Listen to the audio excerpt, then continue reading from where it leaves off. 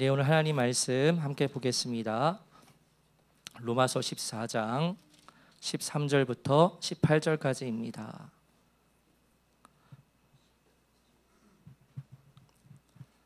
로마서 14장 13절에서 18절. 우리 같이 함께 읽겠습니다. 18절까지 시작.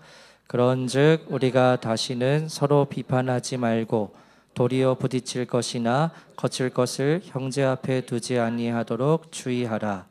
내가 주 예수 안에서 알고 확신하노니 무엇이든지 스스로 속된 것이 없으되 다만 속되게 여기는 그 사람에게는 속되니라.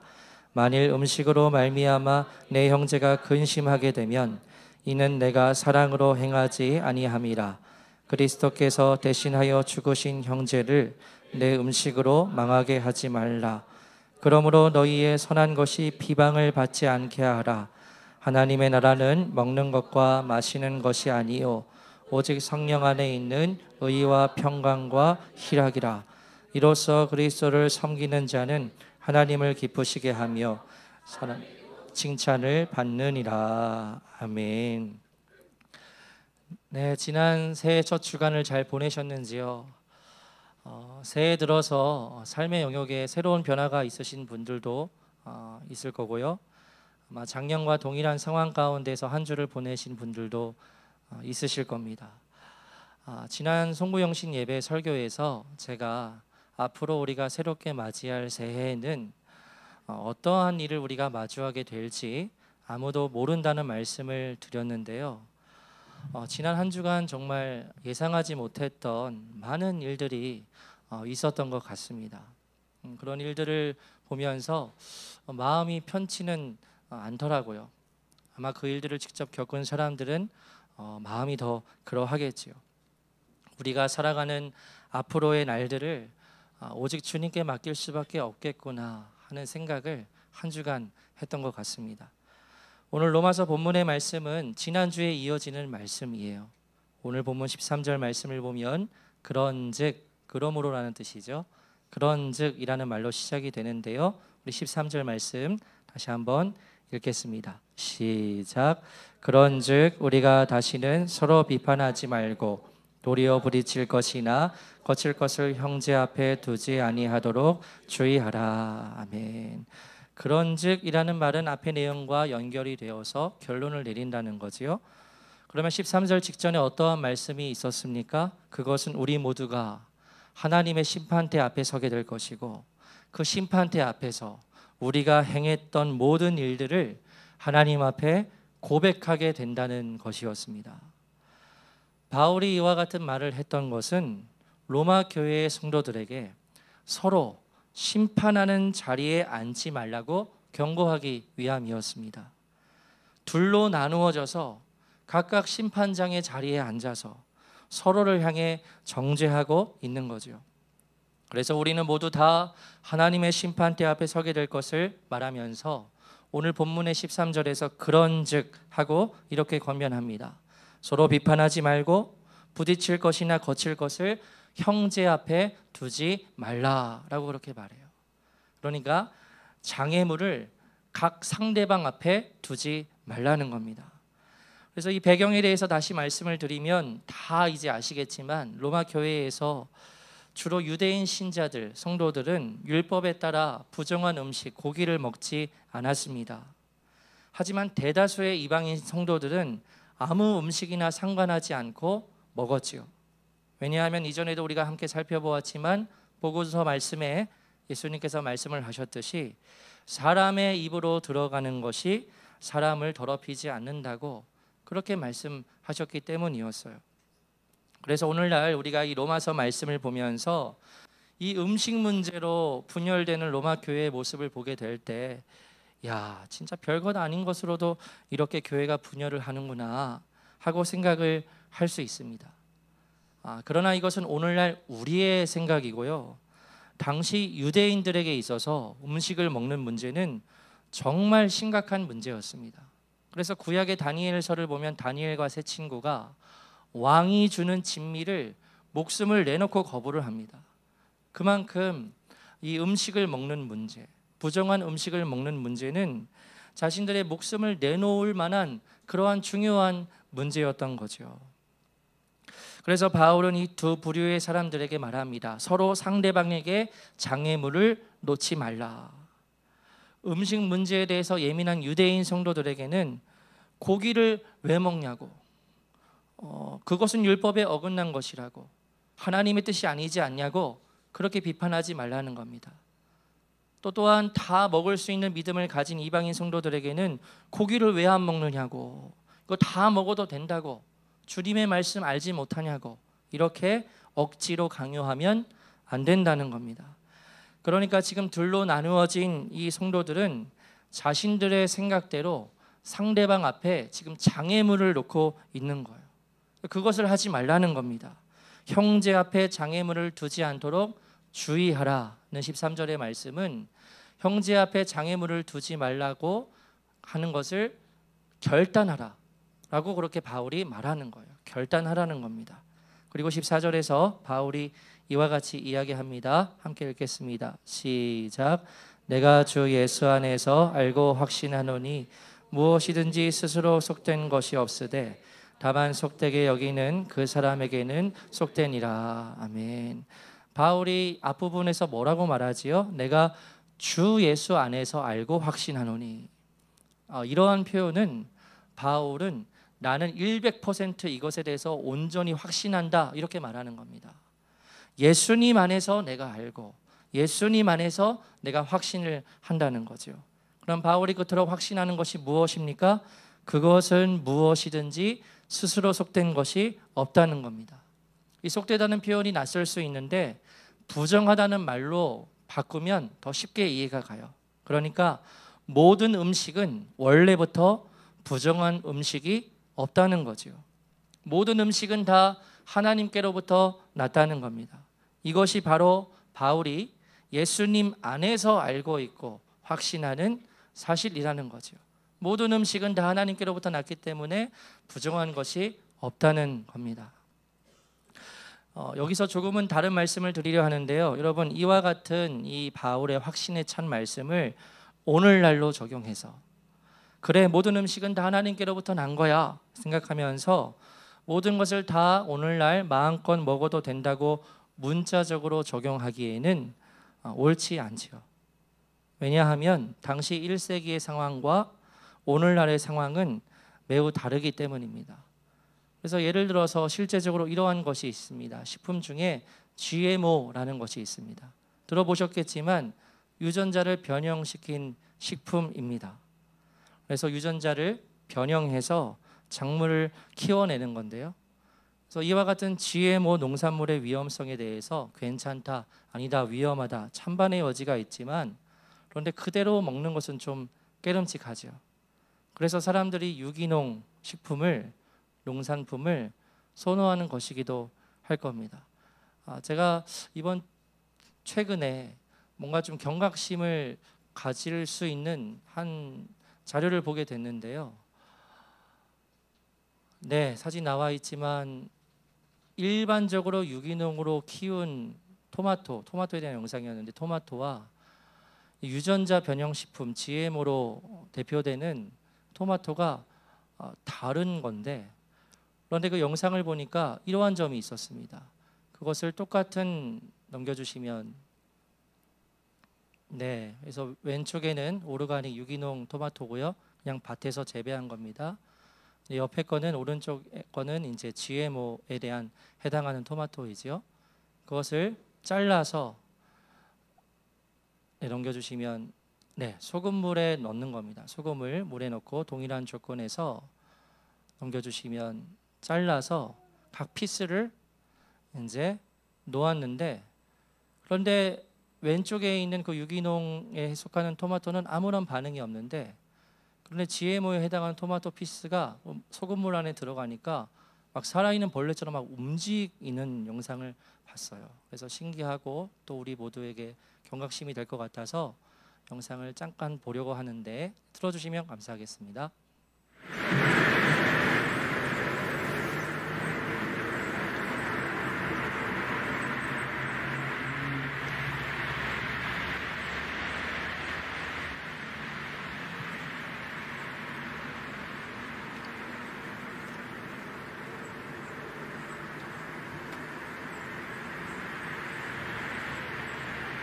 살아있는 벌레처럼 움직입니다. 토마토가 이상하게.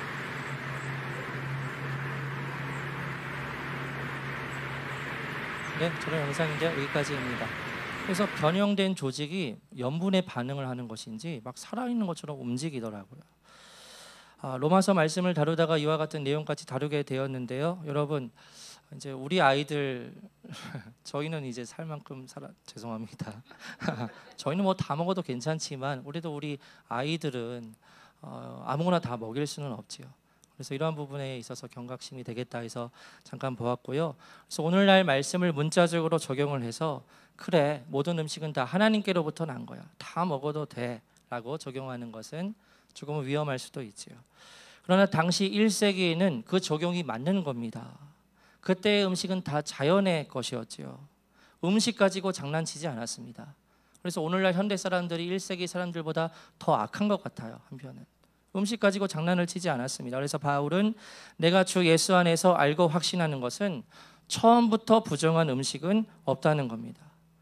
그런데 뒤에서 이 내용도 덧붙이고 있지요. 다만 속되게 여기는 그 사람에게는 속되다. 그러니까 어떤 음식을 부정하게 여기는 사람이 있다면 그 사람에게는 그 음식이 부정하게 바라볼 수 있다는 그것을, 태도를, 반응을 인정해 주어야 한다는 겁니다. 그래서 바울은 24절 말씀을 누구에게 전하고 있는 거냐면 믿음이 강하다고 여기고 있는 이방인 성도들에게 말하고 있는 거예요. 그들은 예수님의 가르침을 잘 알았고 율법에 거리낌이 없는 이방인들이었기 때문에 어떤 음식이든지 먹어도 상관없다고 생각을 했습니다. 그런데 음식에 부정한 것으로 여겨서 먹지 않는 그 유대인 성도들을 향해서 계속 이 이방인 성도들이 비난을 하고, 그래서 그 비난으로 인하여 이 유대인 성도들의 마음이 상하고 분노하는 지경에까지 이르게 된다고 말해요. 우리 15절 말씀을 함께 읽겠습니다. 시작. 만일 음식으로 말미암아 내 형제가 근심하게 되면 이는 내가 사랑으로 행하지 아니함이라. 그래서 대신하여 죽으신 형제를 내 음식으로 망하게 하지 말라. 아멘. 음식으로 말미암아 근심한다는 것은 마음이 상했다는 겁니다. 마음이 상했다는 것은 슬퍼한다는 것이 아니라 분노하게 만들었다는 거예요. 그래서 바울은 믿음이 강한 대다수의 이방인 성도들이 믿음이 약해서 아직도 음식을 구별하는 성도들을 비난하여서 그들의 마음을 분노하게 만들었다는 겁니다. 지금 교회 안에서 이런 일이 일어나는 것은 여러분이 사랑으로 행하지 않았기 때문이라는 거죠. 아무리 여러분이 생각하는 것이 옳고 맞을지라도 사랑으로 행하지 않으면 잘못된 결과를 낳는다는 겁니다. 그리고 그 잘못된 결과가 무엇이지요? 예수께서 피 흘려 사신 그 형제가 음식 문제 때문에 망하게 된다. 망하게 된다는 것은 믿음에서 떠나버리는 것을 말해요. 구원받지 못하게 된다는 겁니다. 그러니까 아무 음식이나 먹어도 상관없다면서 함부로 강요하는 것은 믿음이 연약한 사람들 앞에 장애물을 놓는 것이고 또한 화가 나게 하는 것이며 결국 믿음에서 떠나게 만들어서 멸망하게 만든다는 겁니다. 아주 무서운 일이죠. 교회 안에서 생각의 다름 때문에 강요하고 비난하여서 그 앞에 장애물을 둔다면 그 믿음이 연약한 이들은 아예 믿음에서 떠나는 일이 발생할 수 있다는 겁니다. 예수님께서 그를 위해 죽으셨는데, 그를 구원하려고 하시는데 교회에서 오히려 그를 멸망에 떨어지게 만들 수 있다는 거죠. 심각한 이야기입니다. 그만큼 당시 유대인 성도들이 대부분 자신들의 전통에 따라 음식을 가려 먹는 것을 목숨보다 중요하게 여겼어요. 그런데 그들을 비난하면서 왜 안 먹냐고 하면서 강요하고 그렇게 반응을 한다면 결국 이들이 교회를 떠나게 만들고 믿음을 포기하게 만든다는 것입니다. 여러분, 오늘날 교회 안에서 힘든 면을 서로에게서 발견하게 된다면 어떠한 점 때문에 서로 힘들어할까요? 아마 다 내 마음 같지 않다는 겁니다. 다 내 마음 같지가 않구나 하는 생각을 아마 할 수 있지요. 목회를 하는 저의 입장에서도 이러한 점을 느낄 때가 있습니다. 조금 더 열심을 내시면 좋겠는데, 정말 이 부분에 대해서 조금 더 나아오시면 좋겠는데 하는 생각을 저도 할 때가 있지요. 그런데 여러분, 그렇다고 제가 가진 그 기준과 생각을 유일한 기준으로 맞추어서 그 기준에 도달하지 못한다고 여길 때 제가 설교 때마다 그렇게 신앙생활에서 되시겠어요? 예배는 빠지지 말고 다 나오셔야죠. 주일에 도대체 어디를 갑니까 도대체 주일에. 매일 전도하고 열매가 있어야죠. 빠짐없이 성경 다 읽으시고 기도를 해야 하죠. 새벽 예배 우리 교회가 50명인데 그래도 동시 접속사 주가 한 40명은 돼야죠. 막 이러면서 제가 매 주일 예배 때마다 설교 때마다 말씀을 드리면, 여러분 바울이 말한 대로 이 기회를 빌어서 제 진심을 말씀드린 게 아닙니다. 오해하실까 봐. 그러면 저는 지혜가 없는 사람이죠. 그러니까 만약에 제가 이렇게 말한다면 바울이 말한 대로 제가 여러분들 앞에 뭐를 놓는 격이냐면 장애물을 놓는 격이에요. 왜냐하면 제가 가진 생각과 기준이 절대적으로 맞다고 생각을 하고 그것을 강요하는 거죠. 그래서 만약 여기에 초신자가 있으시다면 이와 같은 설교를 매주마다 들으시고는 눌리셔서 아이고 나 교회 못 다니겠다, 예수 믿는 건 참 어렵다 야 하면서 교회를 떠나가게 되는 일이 일어날 수 있는 거죠. 이 이야기가 정확한 예시가 될지 모르겠지만 바울 당시의 음식의 문제가 그만큼 심각했다는 겁니다. 그래서 바울이 로마서 14장에 긴 지면을 할애해서 강조해서 말하고 있는 거예요. 그리스도께서 대신하여 죽으신 형제를 음식 문제 때문에 믿음에서 이탈하게 하여서 그 영혼으로 하여금 망하게 하지 말라는 겁니다. 그래서 아주 바울이 세심하죠. 우리가 로마서 말씀을 계속 읽고 있지만 나누고 있지만 바울은 정말 지혜롭고 세심한 목회자였어요. 오늘은 강의의 말씀은 이제 여기까지 나누려 하고요. 신년 주일이기 때문에 제가 여러분께 좀 드리고 싶은 말씀을 드리고 이제 마치려 합니다. 여러분 이런 게 있어요. 원심력이라는 거 아시죠? 원심력이 있고 구심력이 있습니다. 원심력은 뭐지요? 중심에서 벗어나려는 힘이고요. 구심력은 안으로 중심으로 들어오려는 힘입니다. 그래서 우리의 삶의 모습을 한번 비유해 보자면 항상 원심력과 구심력이 동시에 존재하는 모습이라고 볼 수 있어요. 그래서 아이들이 있어서 한번 예를 들어보면 평소에 학교 가기 하주나 좋니 싫니? 학교 가기 좋아 싫어? 싫지. 당연히 싫지. 그래서 내 마음에서는 계속해서 원심력이 작동하는 겁니다. 자꾸 일어나서 중심에서 탈피하려고 하지요. 자꾸 벗어나고 싶은 겁니다. 그러나 최종적으로는 이탈할 수는 없습니다. 학교 안 가면 어떻게 돼요? 큰일 나지. 그렇기 때문에 벗어날 수는 없어요. 직장인들도 마찬가지일 겁니다. 항상 직장인분들은 일반화는 아니지만 항상 원심력의 끝에서 살아가지요. 끝에 있습니다. 그래서 월요일만 되면 정말 싫은 것이 바로 이 때문이에요. 끝 언저리에 있어요. 그런데 원심력의 최대에서 벗어나거나 이탈하지는 않습니다. 왜냐하면 그렇게 되면 먹고 살 길이 끊어지게 되잖아요. 이와 같은 원리를 교회 공동체 안으로도 적용해 볼 수 있습니다. 점점 마음이 원심력에 의해서 멀어지는 겁니다. 그 멀어지는 것이 합당한 이유가 있을 수 있지만 합당한 이유가 아니라 여기에 여러 이유를 붙이는 겁니다. 이래서요, 저래서요. 이유를 붙이면서 점점 멀어지다가 공동체를 떠날 수도 있는 거죠. 근데 더 심각한 문제는 이 원리를 내 개인의 신앙에 적용해 볼 때입니다. 내 몸은 교회 안에 있어요. 교회 안에 있습니다. 그런데 내 개인적인 신앙은 점점 원심력에 의해서 바깥으로 밀려나가는 거예요. 그런데 이때 여러 가지 이유를 대는 겁니다. 이래서 저래서 이유를 대면서 점점 더 믿음에서 멀리 떨어져 나가는 거예요. 몸은 교회 안에 있습니다만 실제로는 믿음에서 점점 멀어지고 떨어져 나갈 수도 있는 거죠. 그것은 굉장히 위험한 상태에 있는 겁니다.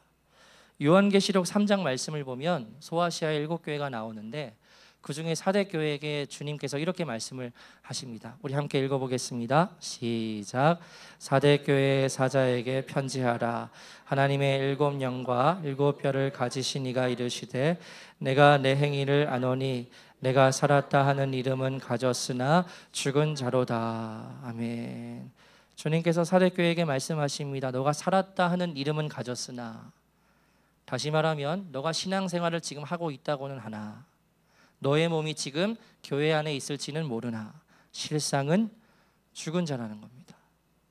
여러분 만약 우리가 이와 같은 상태에 있다면 너무 안타깝고 위험한 거지요. 그렇기 때문에 여러분, 우리에게는 무엇이 필요하냐면 믿음의 분투가 필요합니다. 여기 자녀를 가지고 계신 모든 부모님들 다 그러하시겠지만 저도 아이를 신앙으로 잘 키우려고 노력을 합니다. 아이와 함께하는 시간이 절대적으로 볼 때 많지는 않지만 함께 있을 때 좋은 영향을 끼치려고 해요. 그런데 감사하게 아이가 믿음으로 잘 자라나는 것 같은 겁니다. 일어나자마자 기도하고요. 꿈을 꿔도 예수님 꿈 꿨다고 그렇게 말하고요. 집에서 제가 저녁이면 좀 피곤해서 이제 새벽 예배를 드리면 피곤하잖아요. 그래서 누워 있으면 아빠 가정 예배 드리자고 하고 와요. 그러면 이래요. 제가 너무 피곤하니까. 먼저 가정 예배 드리자고 말하고요. 매일 자기 전에 꼭 회개 기도하고 잡니다. 지난 금요일에 제가 이제 집사님 가정과 저기서 면담을 하고 있는데 아이가 여기서 되게 시끄럽게 하는 거예요. 왜 이렇게 시끄러워? 그러니까 나중에 내가 영상을 찍었는데 시편 23편을 6절까지 다 외웠더라고요. 그래서 그것을 보는데 너무 감사한 겁니다. 자기 자랑하고 자식 자랑하고 있어 이렇게 생각하실 텐데 그게 아니라요. 여러분, 이 아이가 이렇게 반응하는 것은 신앙적인 자극이기 때문이에요. 그러니까 저와 아내가 끊임없이 계속 자극을 하는 겁니다. 그런데 여러분, 만약 그러한 자극이 끊어지고 1주, 2주, 한 달만 가면 이 아이는 어떻게 될까요? 아마 무신론자처럼 반응할 겁니다. 기도도 하지 않고 꿈도 이상한 거 꾸고 가정 예배는 무슨 놀러 나가고자만 할 거예요. 원심력에 의해서 튕겨 나가져 버리게 되는 거죠. 아이를 예로 들었지만요, 여기 서 있는 저를 포함하여서 우리 모두 마찬가지입니다. 몸은 교회 안에 있을지 모르나 실제로는 우리가 믿음에서 점점 이탈할 수 있다는 거예요. 언제요?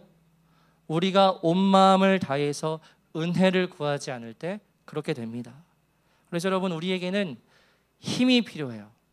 어떠한 힘이 필요하냐면 중심 안으로 들어오는 힘이 필요한데 이 힘을 은혜라는 말로 바꿀 수 있지요. 그러면 우리가 이 힘과 은혜, 안으로 들어오는 힘과 은혜를 어디에서 얻을 수 있을까요? 다른 것이 아닙니다. 예배와 말씀과 기도예요. 여러분, 그리스도인이 예배하는 것, 기도를 하는 것, 말씀을 읽는 것이 중요하다는 것을 모르는 사람은 없지요. 다 아시죠. 말씀 읽고 기도하는 것 중요하지, 예배 드리는 것 중요하지, 다 아십니다. 그런데 알면서도 왜 내 몸이 움직여지지 않지요? 아는데 왜 안 움직여지죠?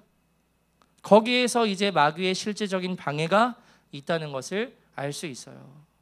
계속해서 우리가 안으로 들어오지 못하게 우리의 원수 마귀는 우리를 방해하고 유혹하고 가로막는 거죠.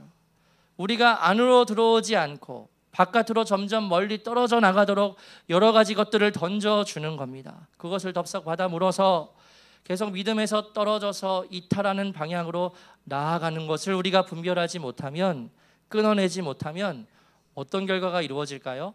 아예 믿음에서 나가 떨어져 버리는 일도 발생할 수 있을 거예요. 분명히 그렇게 될 겁니다. 그래서 여러분에게 오늘 신년 주일이어서 이와 같은 말씀을 드리는데요, 권면드리는 것은 여러분, 신앙생활에 루틴이 있어야 합니다. 루틴 아시죠? 루틴이 있어야 합니다. 나만의 루틴이 있어야 해요. 매일 조금씩이라도 기도하는 시간을 확보해야 합니다. 말씀을 조금이라도 읽는 시간을 확보해야 합니다. 저희 교회 전실에 보면 1년 성경 읽기표가 있어요. 언제든지 가져가셔서 매일 조금씩 읽으시면 됩니다. 매일 오전 6시에 새벽 예배 방송을 송출하고 있습니다.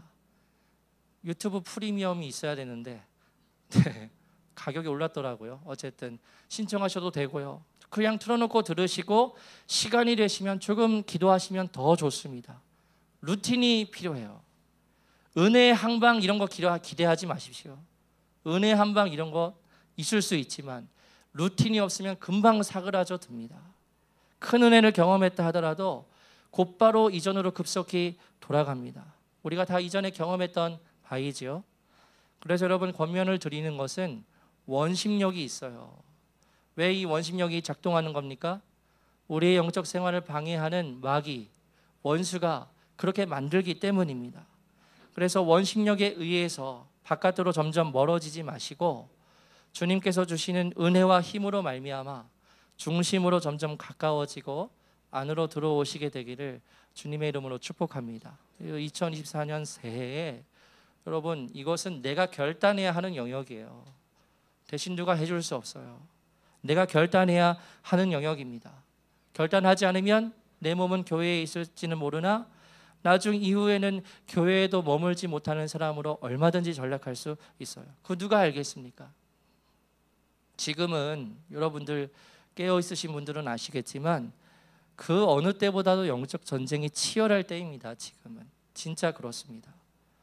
아무런 환란이 없잖아요. 그런데 지금 영적 전쟁의 최고점을 찍을 때라는 것을 우리가 알아야 합니다. 그러다 정말 말씀대로 기록된 여러 환란들이 오게 되면 하늘에서 별들이 우수수 떨어지는 것 같이 믿음에서 우수수 떨어지는 일들을 우리의 눈앞에서 보게 될 거예요. 그래서 바라기는 우리 더가스펠 교회 공동체에 속한 모든 성도님들은 2024년 한 해 원심력에 의해서 점점 멀어지는 것이 아니라 갈망하는 마음으로 결단하시고 신앙의 루틴을 만드셔서 주님께서 주시는 은혜와 힘으로써 점점 안으로, 예수 그리스도 안으로 더 깊이 들어오는 은혜가 있으시게 되기를 축복하고요. 아까 사대교회 말씀 1절 말씀을 나누었는데요. 3절 말씀 우리 함께 읽겠습니다. 시작. 그러므로 내가 어떻게 받았으며 어떻게 들었는지 생각하고 지켜 회개하라. 만일 깨지 아니하면 내가 도둑같이 이르리니 어느 때 내게 이르는지 내가 알지 못하리라. 아멘. 여러분, 작년에 내 신앙이 중심에서 점점 이탈하고 있었다면, 그것을 방치했다면 그것은 무엇을 해야 할 문제일까요? 이 말씀에 의하면 회개해야 할 문제입니다. 회개해야 합니다. 다시 시작하기 전에 먼저 우리가 해야 할 것은 회개입니다. 하나님, 제가 지난 한 해 신앙에서, 믿음에서 주님으로부터 멀어졌던 것을 회개합니다. 그리고 돌이키고 시작하는 거죠. 신앙의 루틴을 만들고 은혜와 힘을 말미암아서 더 예수 그리스도 안으로 깊이 들어가고 가까워지는 은혜가 우리에게 있어야 합니다. 그래서 그와 같은 은혜가 우리 모두에게 있기를 주님의 이름으로 축복합니다. 함께 우리 찬양하고 기도하겠습니다.